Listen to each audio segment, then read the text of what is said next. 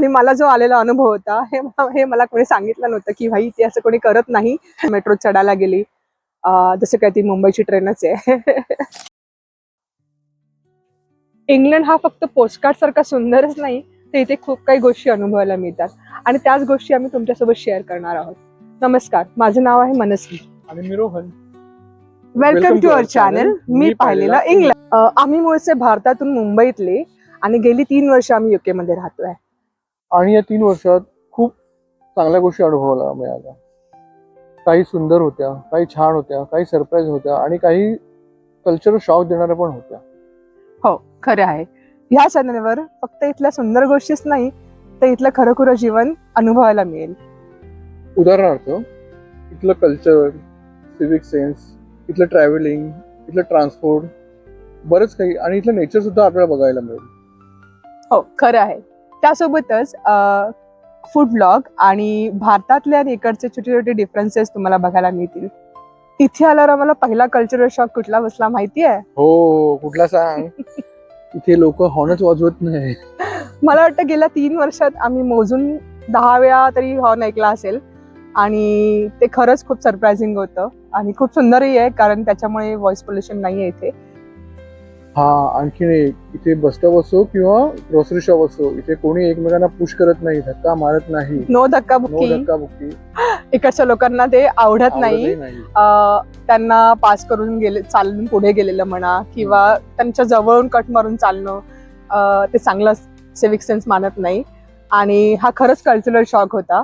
तर एक उदाहरण द्यायचं झालं तर जेव्हा मी फर्स्ट टाइम लँड झाले होते विमानातून एअरपोर्टला, तेव्हा त्या एअरपोर्टवरून आम्हाला मेट्रो पकडायची होती एअरपोर्टच्या बाहेर येण्यासाठी आणि मुंबईची मुलगी म्हटल्यानंतर सवयीप्रमाणे चालत, म्हणजे घाईतच चालायचंय. घाई नव्हती, काही नव्हतं, पण त्या घाईमुळे चालायची सवय असल्यामुळे मी एका बाईला कट मारून गेले. म्हणजे ती नॉर्मल चालते, पण मला सगळ्यांनाच माहिती असेल की आपल्या मुंबईकरांना नेहमीच घाई असते, तर त्यामुळे मी तिला अशी कट मारून पुढे गेले.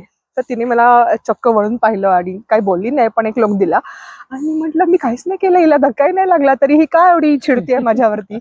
पण हळूहळू जसे आम्ही काही महिने राहत गेलो इथे, तेव्हा कळलं की नाही, इकडच्या लोकांचा जो प्रायव्हसी स्पेस जो असतो ना आपल्याला, म्हणजे जसं की आपण बोलतो की आपल्या किती सर्कलपर्यंत माणूस किंवा आपण अलाव करतो आपल्या फ्रेंड्सला, रिलेटिव्हला, तर त्यांचा जो सोशल प्रायव्हसी सर्कल आहे ना, जो पब्लिकमध्ये आहे, तो खूप मोठा आहे. म्हणजे त्यांना असं जवळून कट मारून गेलं किंवा समोरून जर कोणी येत असेल तर ते थांबतात समोरच्याला पास व्हायला, किंवा आपण थांबू शकतो, मग ते पास होतात. म्हणजे हा खूप मोठा शॉक होता आमच्यासाठी आणि स्पेशली जे मुंबईचे आहेत ते समजू शकतात, कारण मुंबईत तर आपल्याला असं वागूच शकत नाही. आणि अजून एक गोष्ट आम्हाला इकडची आवडली आहे, ती म्हणजे शांतता.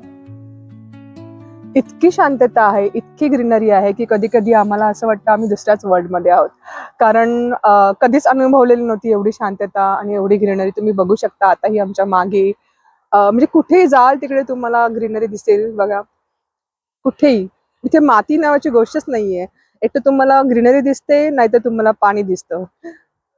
बघू शकता तुम्ही किती सुंदर. आणि हे चॅनल आहे ना, ते आम्ही फक्त प्लेसेस दाखवण्यासाठी बनवत नाही आहोत. तर आम्ही हे चॅनल बनवत आहोत आमचे एक्सपिरियन्स, काही फनी मोमेंट आणि आमच्या मेमरी शेअर करण्यासाठी बनवत आहोत. तर तुम्हालाही इंग्लंडविषयी क्युरियोसिटी असेल आणि फ्युचरमध्ये इंग्लंडला यायचं असेल तर आम्हाला नक्की पहा. आणि अजून खूप काही दाखवायचं बाकी आहे या चॅनलवर. तुमचे काही सजेशन्स असतील ते नक्की आम्हाला कॉमेंटमध्ये कळवा, किंवा तुम्हाला काही बघायचं असेल इंग्लंडविषयी, काही जाणून घ्यायचं असेल तर आम्हाला कळवा कमेंटमध्ये. व्हिडिओ आवडला असल्यास लाईक करा, सबस्क्राईब करा, आम्हाला असा सपोर्ट करा.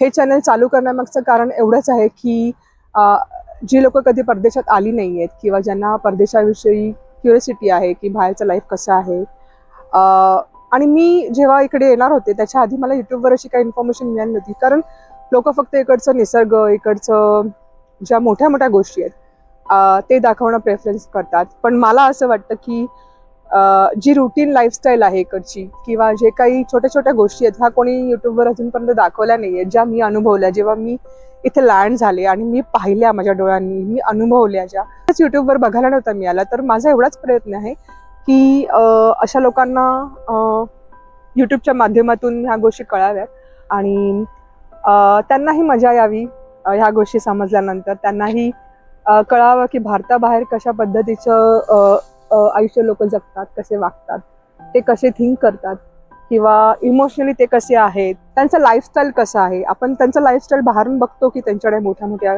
गाड्या आहेत, त्यांची घरं मोठी मोठी आहेत, पण ते कशा पद्धतीचे विचार करतात, ते त्यांच्या शिक्षणाविषयी काय विचार करतात किंवा ते त्यांच्या वर्क कल्चरमध्ये कसे बिहेव करतात, त्यांचे फॅमिली लाईफ कसं आहे किंवा त्यांचं फूड कल्चर कसं आहे किंवा इकडचे जे सिव्हिक सेन्स आहेत, छोटे छोटे सिव्हिक सेन्स आहेत, जे ऑलरेडी परदेशात राहून गेलेले आहेत किंवा राहत आहेत, त्यांना हे व्हिडिओज बघताना कदाचित असं वाटेल की एवढं काही दाखवण्यासारखं नाही आहे, वाटू शकतं.